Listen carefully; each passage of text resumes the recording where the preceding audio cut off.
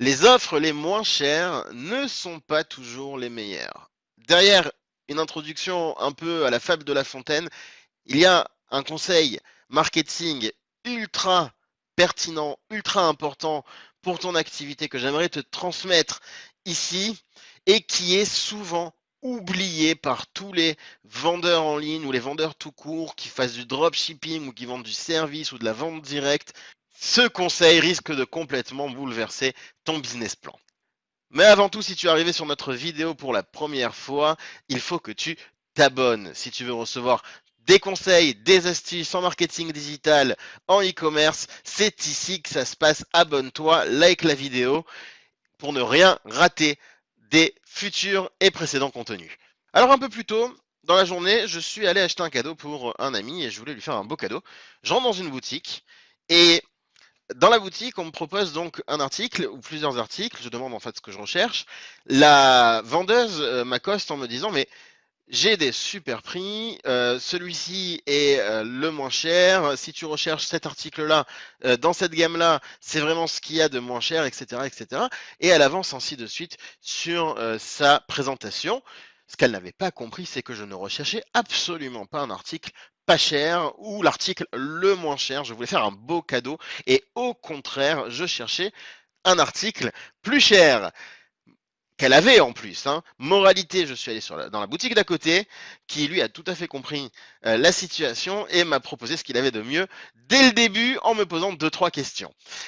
Ça m'a rappelé une petite histoire qui m'est arrivée à mes débuts, donc il y a une bonne dizaine d'années. Je travaillais sur un nouveau produit, on avait différentes offres, un produit digital. On avait différentes offres sur ce produit-là et je parle à un client pour la première fois en lui présentant nos offres. Et en sondant un petit peu le client, je me dis, tiens, ce client-là, je vais pouvoir lui proposer l'offre à 3 000 euros. Donc, c'est déjà une belle offre, une offre à un certain prix. Et ça devrait passer. Donc, je discute avec lui et le client est d'accord pour prendre l'offre à 3 000 euros. Banco, c'est une des premières ventes qu'on fait sur le produit. Donc, tout le monde est content. C'était pas sur e-commerce academy, c'est dans une autre activité. Et passe 5 minutes ou un quart d'heure et le client m'appelle. Oui, David, je me suis rendu compte que sur votre site, il y avait un programme VIP, il y avait une offre VIP à 10 000 euros. Et moi, j'ai toujours été VIP. Moi, dans ma vie, on m'a toujours considéré comme un VIP, donc je m'en fiche, je veux être VIP.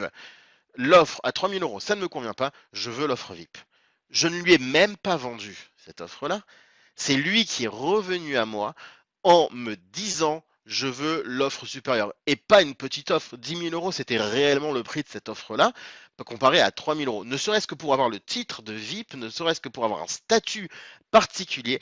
J'ai un client qui m'a rappelé alors que je ne lui avais même pas vendu pour me dire je veux en faire partie. Et c'est mon conseil aujourd'hui qui est réellement ultra important, quelle que soit l'activité que vous faites. Bien sûr, il faut des offres pas chères.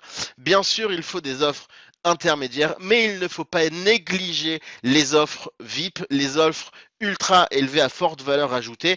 Un petit chiffre, si tu veux savoir la loi Pareto, ça s'applique aussi au e-commerce et il semblerait que 20% de nos clients sont prêts à payer 4 fois plus cher que le reste pour obtenir nos services. C'est une règle qui se vend en général et parmi ces 20%-là, il paraît qu'il en existe 20 autres pourcents qui sont encore prêts à payer 4 fois plus cher. Donc, dis-toi que tu passes à côté d'un très gros chiffre si tu n'as pas prévu d'offres VIP dans tes produits ou tes services. Donc il faut que tu réfléchisses à ça au moment de la création de ton offre, en dropshipping, en service, en vente directe, pour intégrer ce conseil parce que ton chiffre d'affaires risque de faire un bond en avant et tu risques d'être surpris. La majorité n'achèteront pas cette offre VIP là, c'est certain. En revanche, les 20% qui sauteront dessus vont te faire un chiffre d'affaires équivalent aux 80 autres pourcents.